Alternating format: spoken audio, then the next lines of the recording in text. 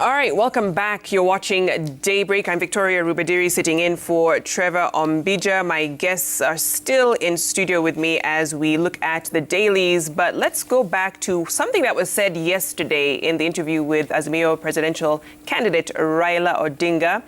And he said he's yet again going to concede if he loses the election. Let's listen into what he had to say yesterday on that. I'm the sportsman between me and him.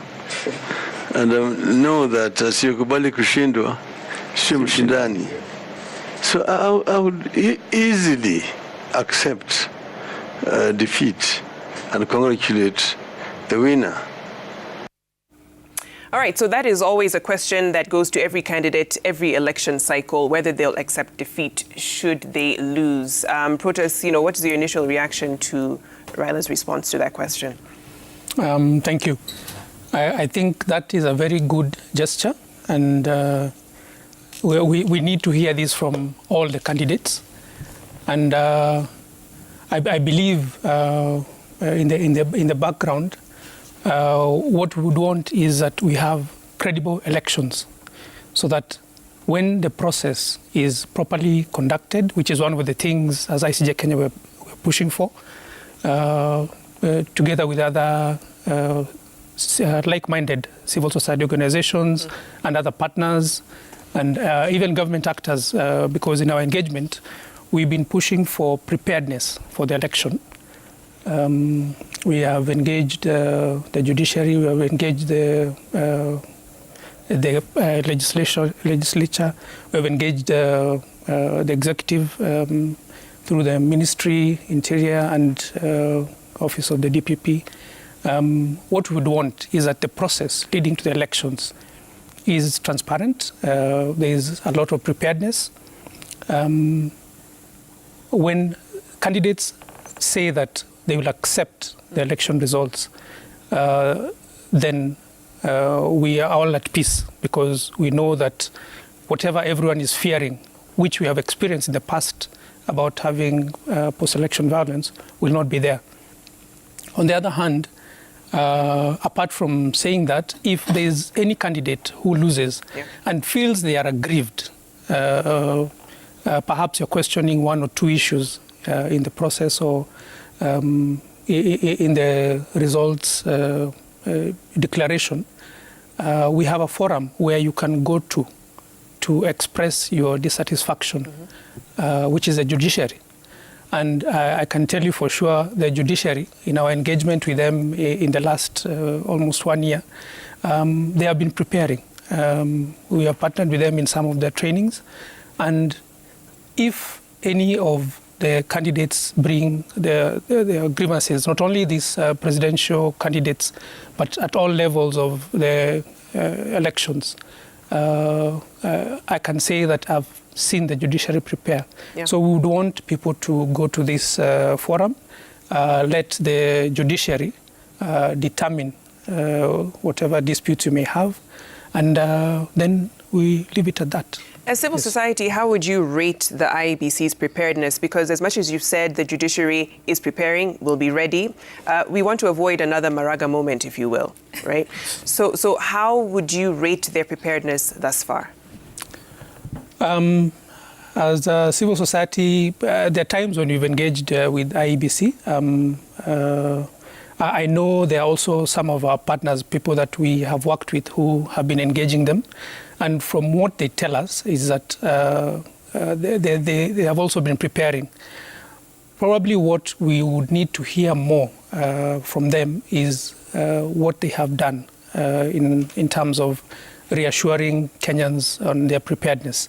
I'm happy to note that today there's an engagement with some of the IEBCs engaging some of the parties who are involved in the elections. And I would want, probably, if they could engage all stakeholders and maybe even make it a point to give regular updates on what they're doing, because sometimes that lack of communication makes people now start wondering and questioning. But from what we hear is that they have been preparing. But we need to hear from them what they have done. Possibly they can share as much as they can to reassure Kenyans that this is what you have prepared. Honorable Boss, your rating of the IEBC so far, of course, we know your presidential candidate will be one of the 4 meeting IEBC today with demands to the electoral body on what they need to have done before August 9th. Okay, before I go to that, I just want to comment on the earlier question, which is what Raila Odinga said. He's quoted as saying that I will easily accept defeat. I am the better sportsman, and that asiyokubali kushindwa siyo mshindani. Says the man who has never accepted any single announcement by the Electoral Commission in the 4 times he has run. Says the man who has never accepted defeat. So you don't buy it? I don't buy it. I don't buy it. And because I know my team is going to win, and William Ruto is going to win the presidency, I am personally, together with other people, preparing for his election petition. Because he's going to do it. History, he never changes. Remember, also, the person sitting next to him, Martha Karua, in 2007, the only election that Raila Odinga won, she was there, refusing to accept that Kibaki had been defeated, and went to great lengths, says again, the team player of the person who never accepts defeat. So I would like you to keep that clip, because we want to be able to play it every single day until we hear him accept defeat, because history tells us, even during the same interview, you can play the clip where he said he went on to still dispute the decision of the Supreme Court after the second election. An election that he refused, after getting the ruling from the Supreme Court, for him to go back. What did he do? He told his people and his supporters to boycott the election. He told them to attack in Nyanza. The IEBC officials who are taking ballot papers to the polling stations were attacked. This is on record. These are facts. So if he can still sit on national television as a presidential candidate, still disputing an election that was confirmed by no less than the Supreme Court of Kenya, are you telling me he accepts defeat? He can't get over himself. So it is his constitutional right to take it to the Supreme Court. He took it to the, I said he took it to the Supreme Court, but a statesman, once the Supreme Court pronounces itself, if you're somebody who believes in democracy, you accept the decision of the court, even if you don't agree with it. That is what someone who believes in the rule of law does. On the preparedness of IEBC, IEBC is prepared considering they've worked under very difficult challenges. Remember, they were newly constituted recently and have had a lot of challenges. From civil society, you know very well that you have always supported IEBC. When I was at IIEC, we had a basket fund where civil society gave us support in voter education, gave us support in training of our officers, and even training of the judiciary, the judges who will hear the election petitions.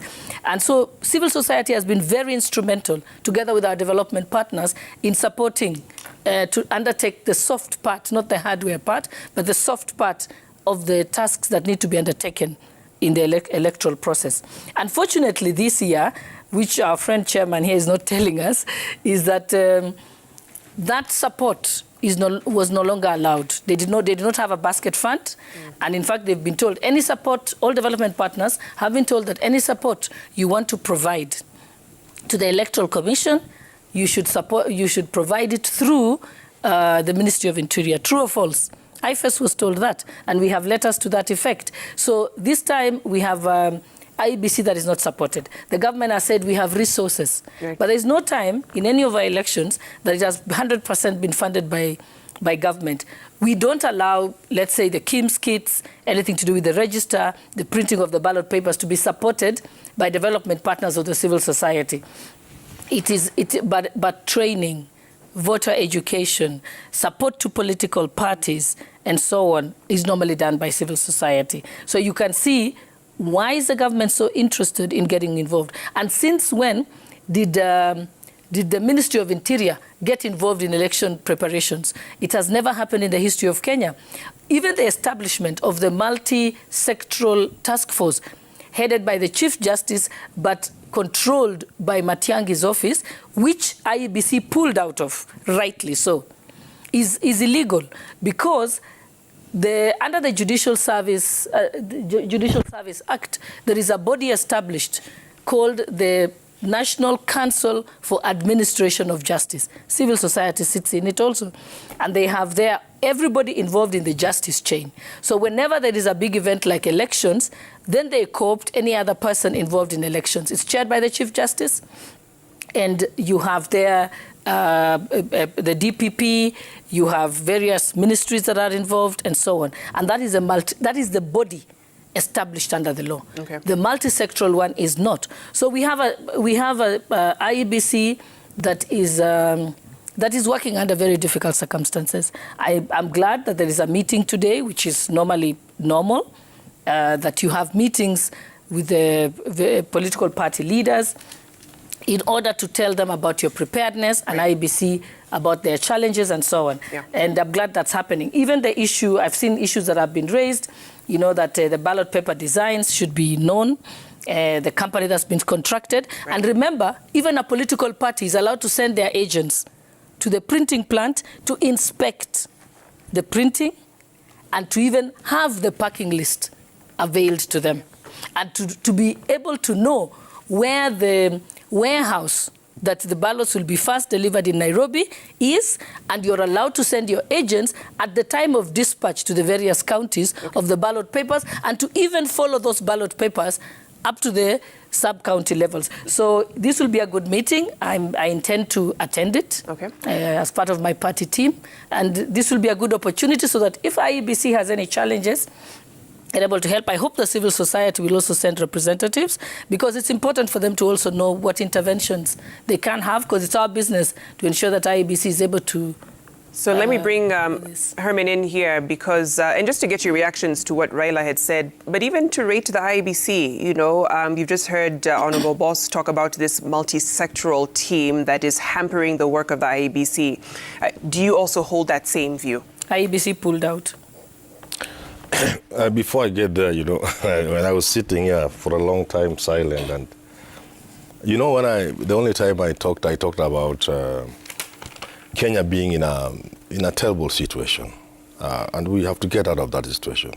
And I mentioned that we cannot do so by blame, by excuses, and you asked Gladys to respond to what Raila calls populism, by false, you know, false facts. For example, Uganda does not have cheaper fuel than Kenya, does not have cheaper maize meal unga than Kenya. The populism that Raila is talking about in terms of leaders even saying that price of essential commodities is up because of the handshake, because of baby. That's the populism he's talking about. This country has serious challenges, Victoria, very serious challenges. IBC will do its best to work, as Gladys says, in very difficult circumstances. 2 years ago, I raised the issue of this preparedness. I threw it in public space to make it even more dramatic, so that people could react. I said, let's postpone the elections, you know, just to make it real, so people could see what I meant about the state of preparedness. People really attacked me. But now they can see what I had in mind. Some of the challenges IBC is facing today, if we had been open to listening and looking at those things, some of the things we would have done something about. You know why people didn't want to listen? Especially one side. At that time, there was only one side that was going for the presidency. Raila hadn't even declared. He was a prisoner of BBI then. It looked like the goal was empty. There was no goalkeeper. And you couldn't give somebody a pass. Why don't you score yourself? It was like the State House was very open. But because people thought that they were going to be occupants of State House very easily, they didn't want to listen to the challenges. Today, they are facing the challenges. So the country has challenges both on the economic front. The country has challenges in terms of preparedness of IBC, but I think leaders in this country will have to work with IBC, assist IBC, identify some of the challenges. I like the approach Raila is using. where if you see there's a challenge, you don't just shout, you put it down and say this to us must be addressed. And by the way, when Gladys says Raila didn't follow what the Supreme Court says, that's not true. The Supreme Court did nullify the election, and Raila said, fine, according to the Constitution, we are going for another election. But there were issues identified by the Supreme Court. What have you done about those issues for us to go for another election? When all the issues identified as having compromised the election are still intact, when the officers who messed the election are still in office, how then can we go into another election? It will be useless. And that boycott was based on the fact that IBC did not respond. Finally, I always get a little amused. I don't want to get annoyed, I just get amused when people say Raila cannot concede defeat, and he has said he can concede defeat. He has never conceded. What has been the case? And Gladys sitting next to me has said Raila won the election. I think I heard that. Did you hear that? 207. You said, you hear? So now, if from you are saying Raila won the election, how did you expect him to accept the verdict of we are going there, of an election? He actually won, according to you and according to many people, because you are right. In 2017, none other than the Supreme Court did say the election was not fair. So how would you want Raila to behave? To accept the elections that were not free and fair? In 2013, he lost. What he did, he went to court, like this gentleman says. As you said, you have a constitutional right as a candidate. Yeah. If you are not satisfied, you go to court. He went to court. Just please. The election was not nullified. Just allow Herman to. The election was not nullified in 2013, despite the things we all saw. The two of you are lawyers, I think. But that's it. He left it like that. In 2017, he went to the Supreme Court. The Supreme Court nullified the election. So which election is this that you are saying Raila has not accepted? Which one? Okay. Which laws? Which of these? Yeah, just allow me, and I'll ask for your permission, because it's good to set the record straight. Which one? In 2007, Raila Odinga did not go to court. Instead, he agreed to be given the position of Prime Minister for him to step down. That's what he did. He didn't challenge the election in 2007. That is the one election, if Raila had challenged, he had a lot of evidence in favor of. And I'm being honest about this. If I was dishonest, I would not accept that. I was part of the team that went in after the Kivuitu team was disbanded. We went in. We saw the documents. We saw that it showed that the president walked into office. I mean, people went to the polling station, voted for the president and left and didn't vote for anyone else. Where did the other ballot papers go? So, of course, that is something I analyzed. I did it as a job. So, in that one, he did not. In 2017, the results were nullified by the Supreme Court. Right. And we accept that. We went back to the election because we are law-abiding citizens. Once we went back to the elections, what Raila Odinga should have done is mobilized his supporters and gone back to the second election. Maybe he would have won. But he didn't. With the same infrastructure in place? But instead, as a person who is... With the same infrastructure in place? That being the person that he is, that he does not respect the rule of law, he instead decided to take the law into his hands and send people to go and attack IEBC officials. I think you are contradicting yourself. Yes, IEBC officials were attacked in 2017. You didn't go to the second election. He called for a boycott. His people did not vote. That's why he hardly had any votes. So once he refused to once he boycotted, he can't expect the country to wait on hold and not follow the law. The country had to go on. In 2017, they won. In we have to go to the... And after, in 2017, he did not even accept the result. Okay. Because he actually went and swore himself as president and committed treason. We need to move on beyond this, because there's also a very important point raised by Herman in terms of the Supreme Court's demands after the 2017 presidential petition have not been put in place just yet. IEBC has completely ignored what they have requested to ensure that we have a credible, free and fair election. And we'll come to that to get your reactions. But first, let's look at what Raila had to say yesterday on the IEBC demands, and then we'll come back to get reactions. Polling stations, where are they, and how are they connected in terms, the cover of 3G or 4G in the country? Which are the stations which are not covered, and what measures have IEBC taken to ensure that results from those other ones are actually also made in time.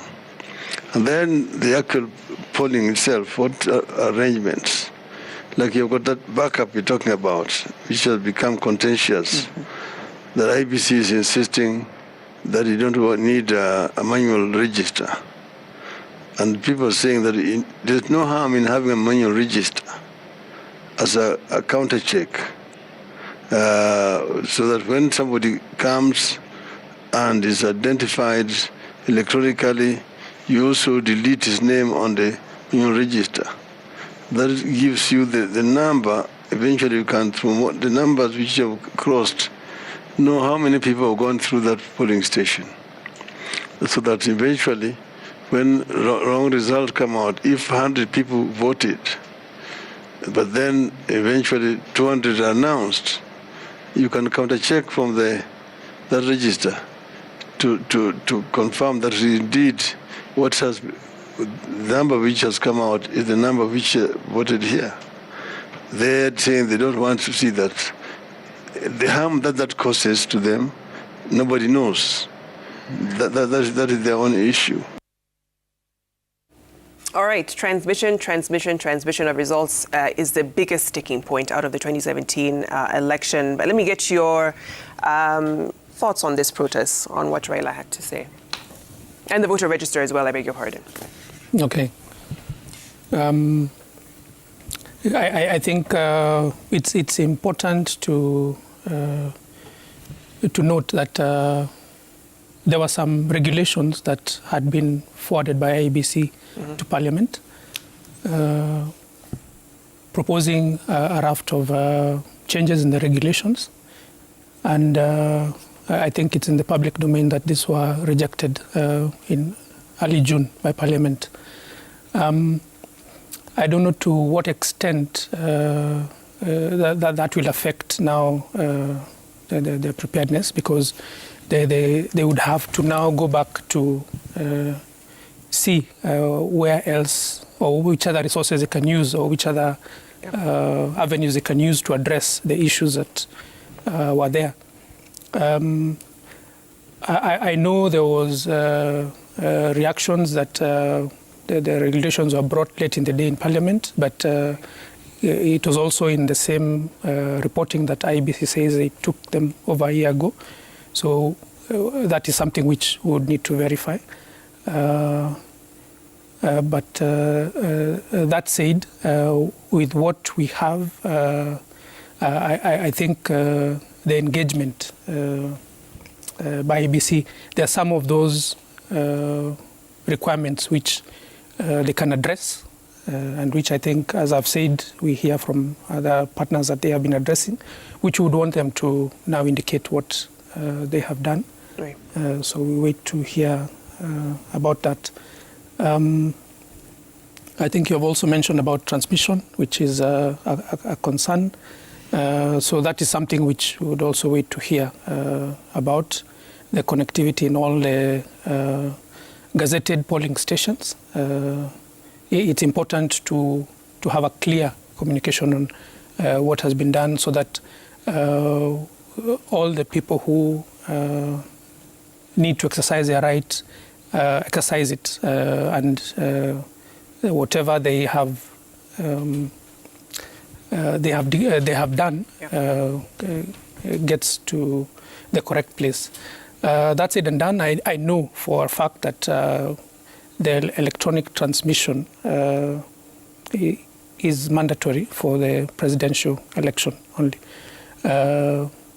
But the results announced as per the law at the National Tallying Center are actually announced from the actual documents that have been completed.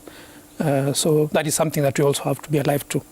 But we need to be reassured about the transmission, but also know that we'll have the manual documents present.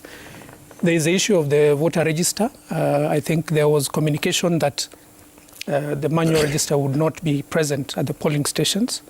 But I know our partners in civil society had gone to court on that. there's an interim order by the court indicating that the voter register for now should be present, the manual register.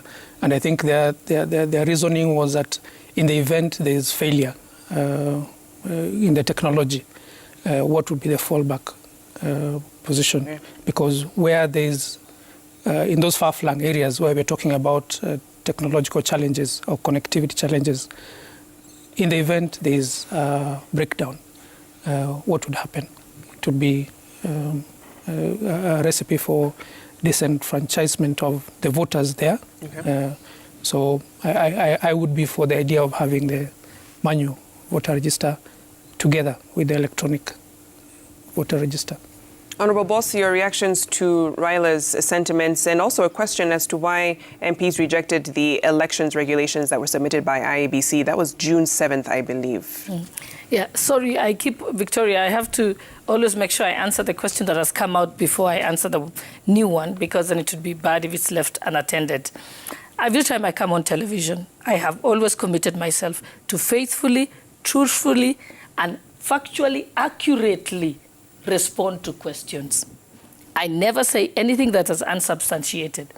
Manyora here has said that I am faking it, that the prices of flour in Uganda and wherever is inaccurate. I can tell you for a fact, the price of unga, 2 kilograms in Uganda is 178, it's 211 in Kenya. Cooking oil is 387 in Kenya, it's 335 shillings in Uganda. Yes, we know for the last 2 weeks, Kenya has been blocking Tanzanian trucks from coming into Kenya with maize, even as Kenyans suffered with maize. Those are facts. I have just also, my peers just sent me, because I said, check for me on Jumia.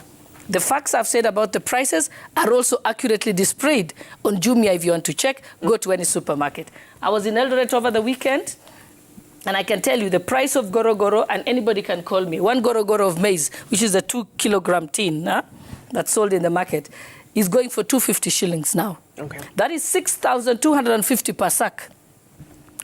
I know a few months ago, we were buying maize at 2,500 to 2,700 a sack. So the price is not something to debate with Kenyans. Even if I am accurate about it, and I never lie on television. Because I believe it's an honor when you invite me here, so I must give the information. Okay, so let's move on to your reaction. Let's go to the reaction about the issues that have not been addressed by IEBC. Manyora is the one who has said that IEBC has not addressed certain issues. Remember, when Raila Odinga swore himself in and decided that he couldn't go to elections, I boycotted because I didn't IEBC was not cleaned up. Immediately after that, he started the Isaac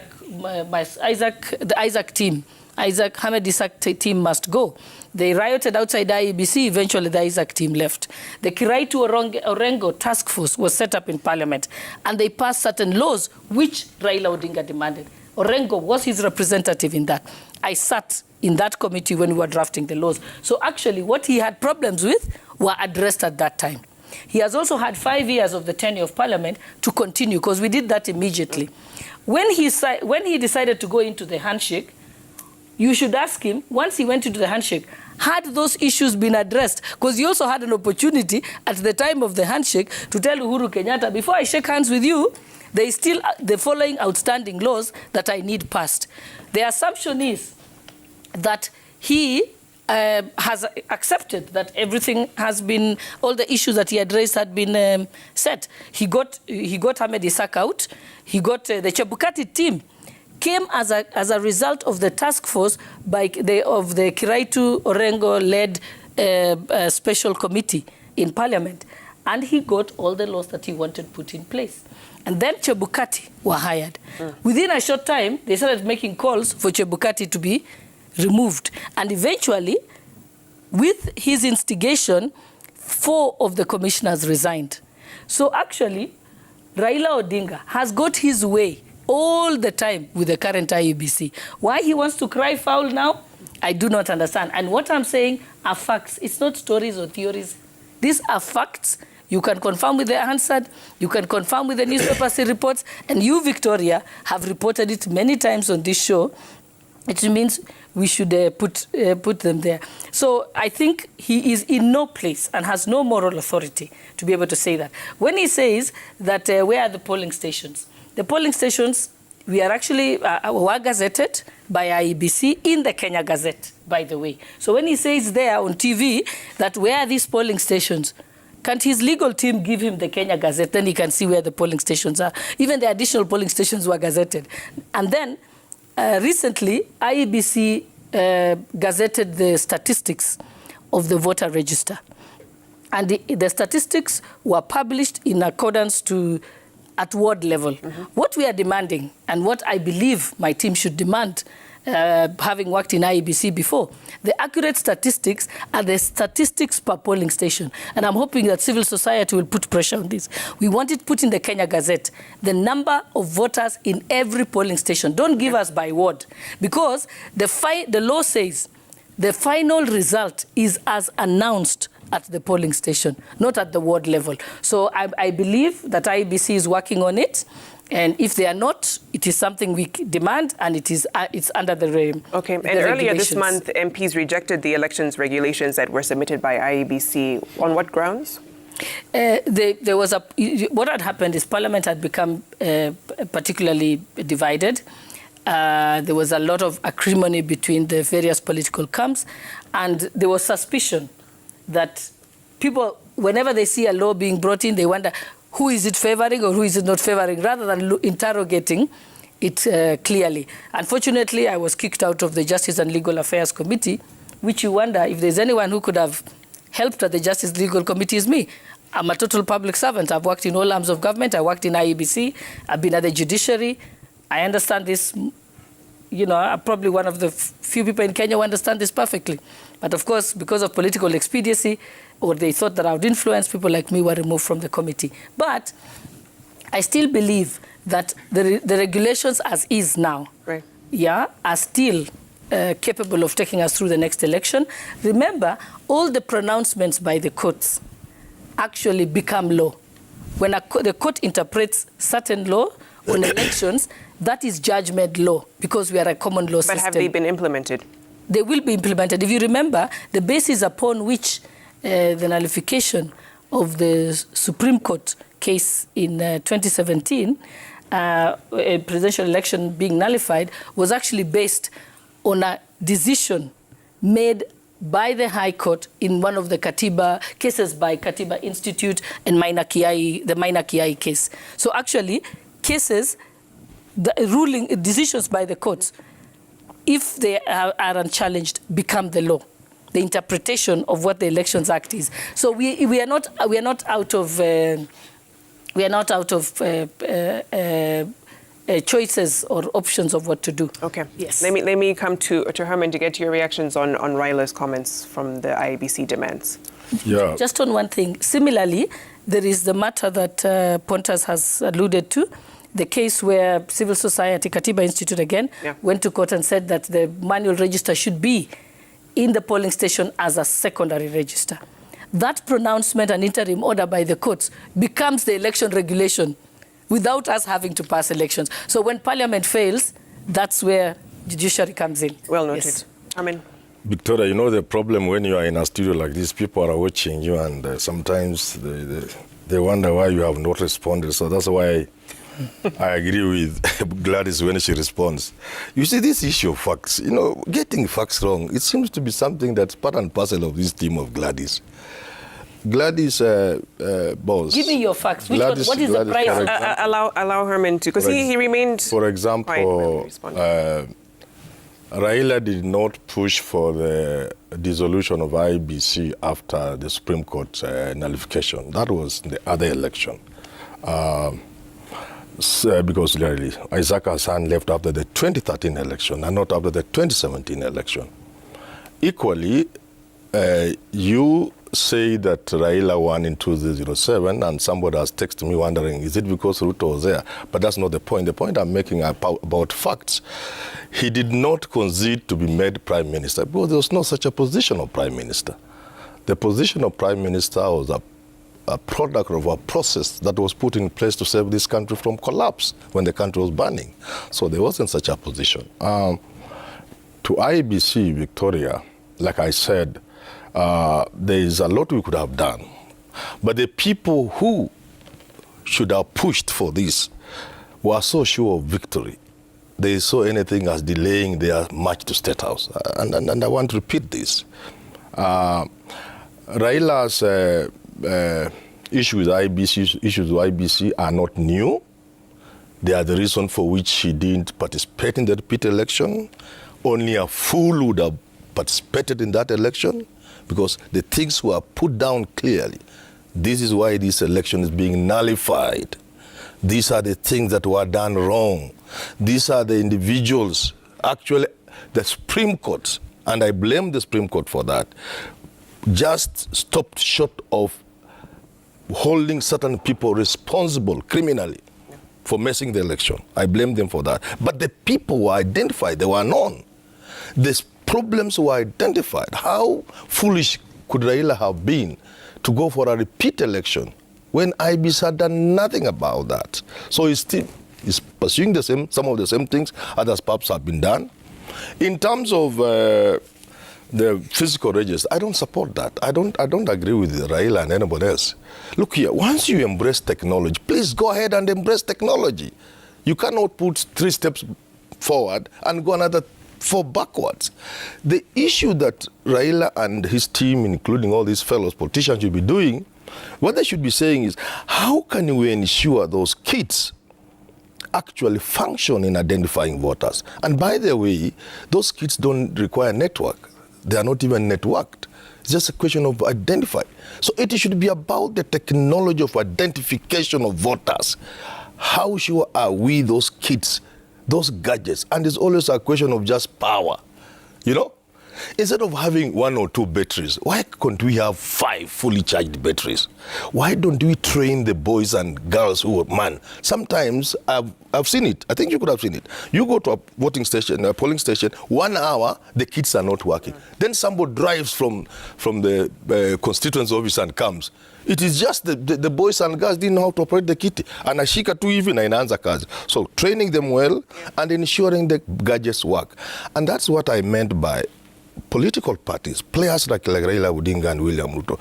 They should embrace this idea of working with intelligent men and women, forming teams. And by the way, Gladys, the team I meant for the economy and for forming government was not the teams for working on the economy and other things. Every political party, every presidential candidate has teams of experts working with them. Right. But the team I had in mind, Victoria, was a team to help.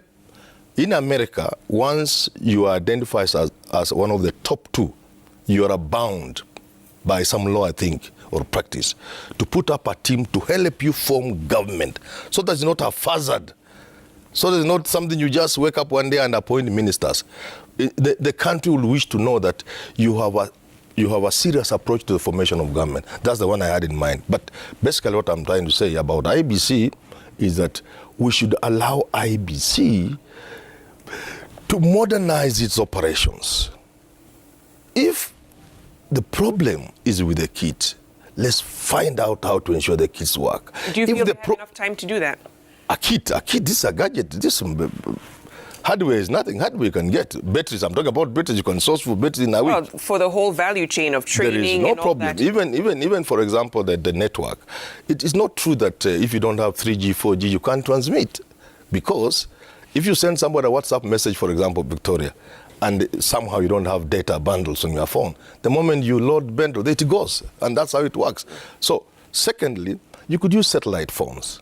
You get it. So there is nothing to stop us from using And that technology. has been proposed as well. There's absolutely nothing. Let's not go backwards. Let's ensure the kits are working. Let's ensure in terms of transmission, we are able to transmit. And finally, when Raila talks about polling stations, Gladys, you will recall in the last election, there were certain mysterious polling stations.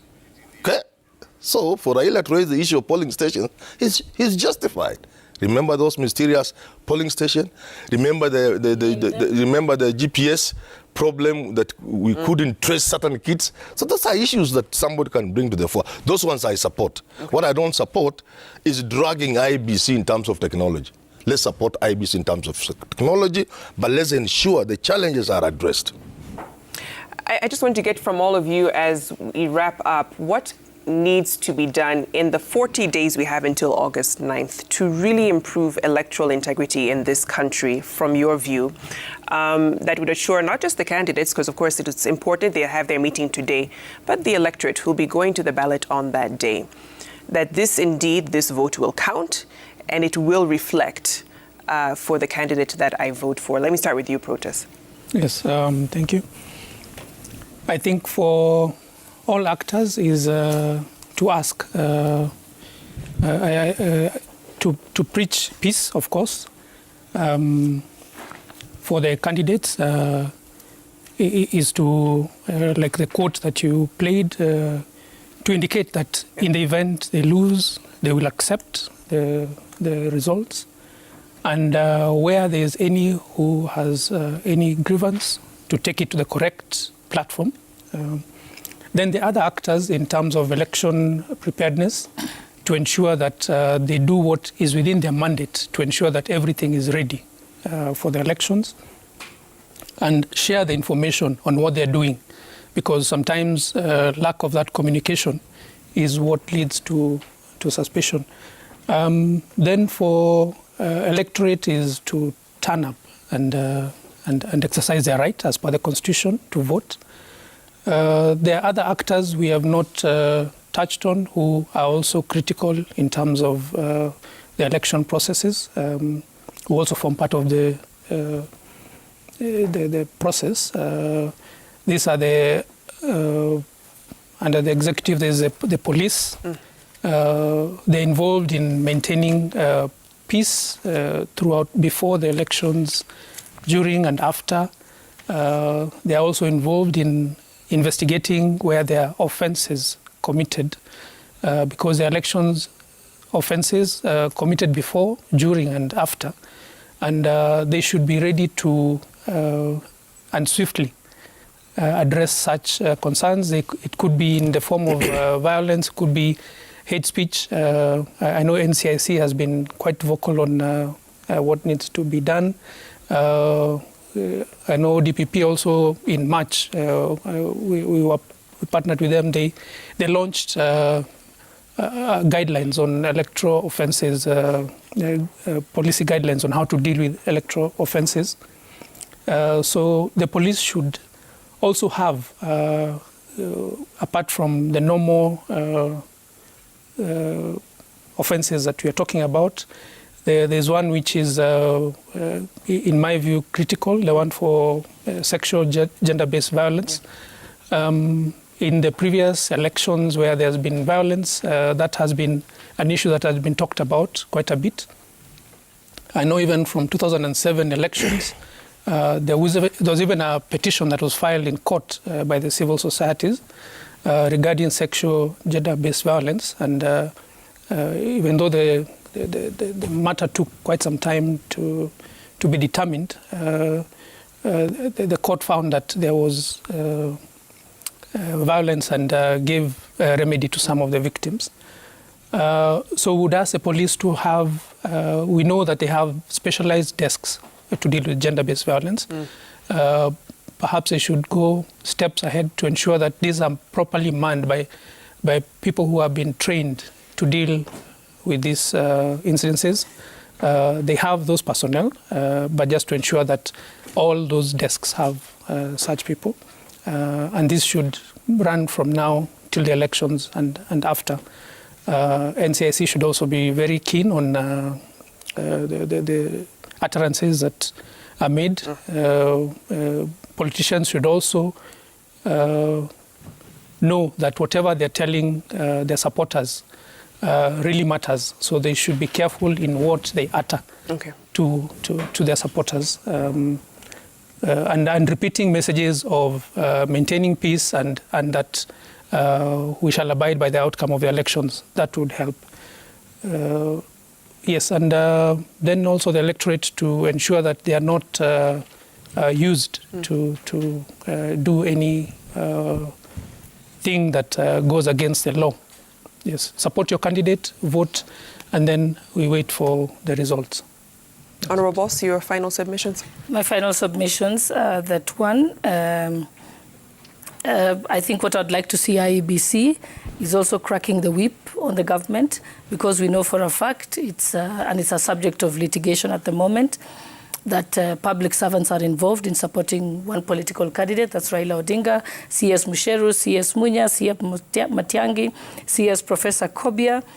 And also, I think as a checklist, because you're asking about whether we are safe going forward, all political parties, through their agents, have access to the voters' register. Mm-hmm. So even when he says that there were some mysterious polling stations, then where were Raila Odinga's agents? Not to raise the red flag to say, these are non-existent polling stations. They had access to the Kenya Gazette of all the polling stations. You can have it. So you raise it at that stage, but not to come and say it 5 years later that there were mysterious polling stations. Having an extra polling station is, where would they even get the ballot boxes? And we have agents all over the place. I think Professor Manyora talks about that there's supposed to be a team that helps the president now, 60 days to the election, for the two top contenders. That may be the law in America, but that's not the law in Kenya. In Kenya, we have what we call the Assumption into Office Act, which then manages the transition. Okay. They are representatives of the outgoing president and representatives of the incoming president. And there is briefing sessions that are formally done under the law for the incoming president, the person who's president-elect. It kicks into action. Okay. So there is a law relating to that. As to the point about lacking network in various polling stations, that could happen. In fact, it was worse off during our time. And what we did is we used satellite phones at that time. And sometimes the service providers were able to provide temporary towers for those areas. So this is not something that cannot be resolved. And usually the service providers are more than happy to be able to do that. So since the polling stations are not a mystery, you're able to check where coverage is. Coverage has significantly improved. But the reason why there is the case in court is to say, let us have the manual register as a backup, not as the primary register, but as a backup. And even by the time you fall back on it, there is a process of accreditation and approval and agreement by all agents of the political parties before you can do it. Okay. When you talk about the gadget, I know it better than you, Manyora. During my tenure, we as a team designed the first biometric pilot program in 17 constituencies. So I designed the system and I understand it. The system works in this way.